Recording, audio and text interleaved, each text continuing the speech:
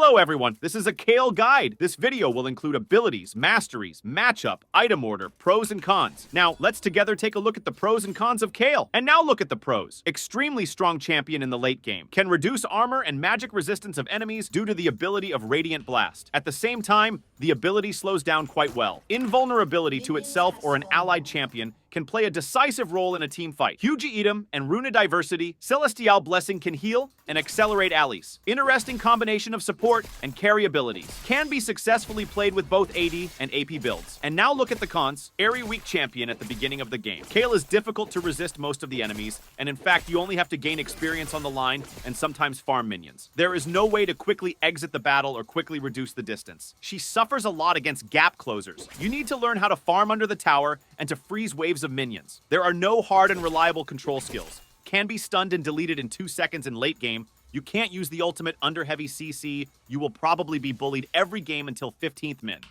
Now let's take a look at the champion mastery page together. Here you can make adjustments according to your own playstyle. The best option that gives you decent amount of damage and makes you a weak but still a champion after level 6. Gives some healing and movement speed. This is a good rune for hard matchups and for easier laning phase. But you should be ready that you are just another cannon minion in early game. Sometimes it's fine because there are a lot of tanky champions and bruisers on top lane, which are hard to outtrade or kill even with press the attack. So it would be better just to relax, farm, and scale. This rune is good for on-hit build with Blade of the Ruined King, Guinsoo's Rage Blade, or Muramana. The strongest rune for late game probably in terms of DPS, but not as good as Press the attack for short trades on the lane. At the moment, the rune became very popular among Kayle mainers once again after the rework in Season 12. To my personal opinion, on-hit doesn't work well now, since Kayle disables her auto attacks during 1.5 sec by her Divine Judgment, and there are a lot of champions with stuns and other hard CC which don't allow Kayle to stay in auto attack.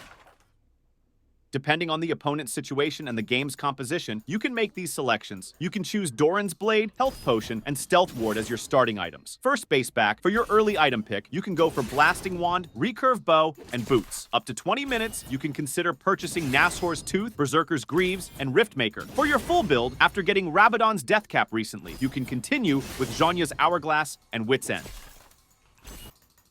Kayle's passive is a very important part of the champion, as it changes her power significantly. The whole playstyle of the champion is built around it. At the beginning of the game, Kayle starts as a melee champion. Attacking enemy champion gives her stacks. At 5 stacks, Kayle becomes exalted and gets plunging 30% additional attack speed and 8% of bonus movement speed. She is very weak and can't allow herself to fight against any other enemy champion. At level 6, the passive turns Kayle into a ranged champion with 525 points of range. This is a Q ability. This ability is the only control tool in Kayle's arsenal. Moreover, this is not some kind of heavy control effect, but only a slowdown. Nevertheless, you should not ignore this ability, since the ability is not only able to slow down, but also causes damage and reduces the protection of the target. Perhaps at the beginning of the game, this will not be very noticeable, but in the future, you will understand that the ability is very important. This is a W ability. Kayle can help herself a little at the beginning of the game, on the line, if things are going really badly. But the mana cost is so high, and the healing is so low, so I would not recommend you to use it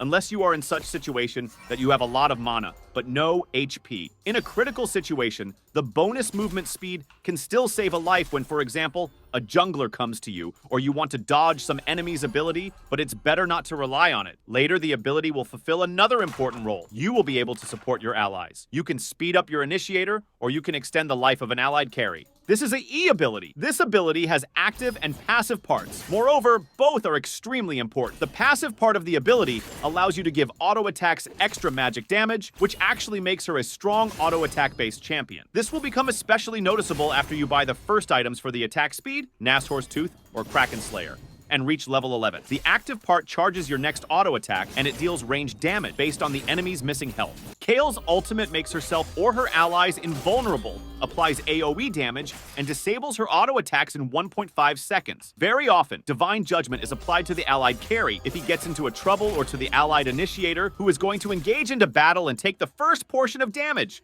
Try to use it that way. You not only make a champion invulnerable, but also to block a lot of damage. It is quite effective to stay behind your AD carry and make him unkillable right after he gets some sort of heavy control like stun or hook. The whole enemy team will try to kill him immediately, and this is the best moment to give him Divine Judgment.